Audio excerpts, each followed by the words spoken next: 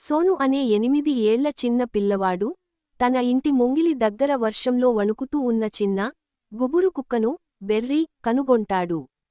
కుక్క భయంతో పెద్ద పెద్ద కళ్లతో సోను వైపు చూస్తుంది. ఇంటి లోపలి నుండి వెచ్చని కాంతి వచ్చి దృశ్యాన్ని సాంత్వనగా చూపిస్తుంది. సోను జాగ్రత్తగా కుక్క వైపు వంగి ప్రేమగా తాకేందుకు ప్రయత్నిస్తున్నాడు. సోను తన చిన్న గుబురు కుక్క బెర్రీతో తన ఇంటి వెనుక గడ్డి మైదానంలో ఆనందంగా ఆడుకుంటున్నాడు.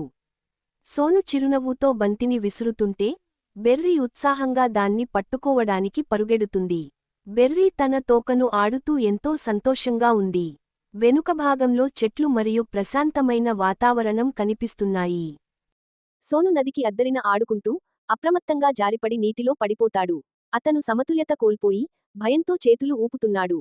నది ప్రవహిస్తూ చిన్న తరంగాలు ఏర్పడుతున్నాయి. నది ఒడ్డున నిలబడి ఉన్న బెర్రీ ఆందోళనగా చూస్తోంది.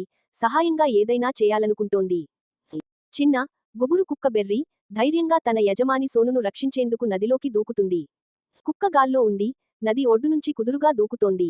సోను నీటిలో కొట్టుకుంటూ చేతులు చాపి అకాలంగా చూస్తున్నాడు.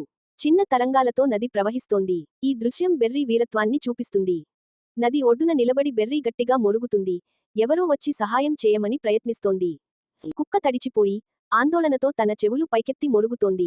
వెనుక భాగంలో ఓ వ్యక్తి ఆ కుక్క మొరగడం విని నది వైపు చూస్తున్నాడు.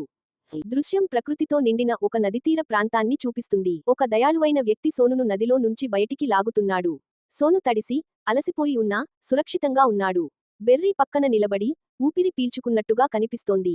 వెనుక ప్రకృతి, చెట్లు మరియు గడ్డి మైదానం ఉన్న ఒక ప్రశాంత నదితీరాన్ని చూపిస్తోంది.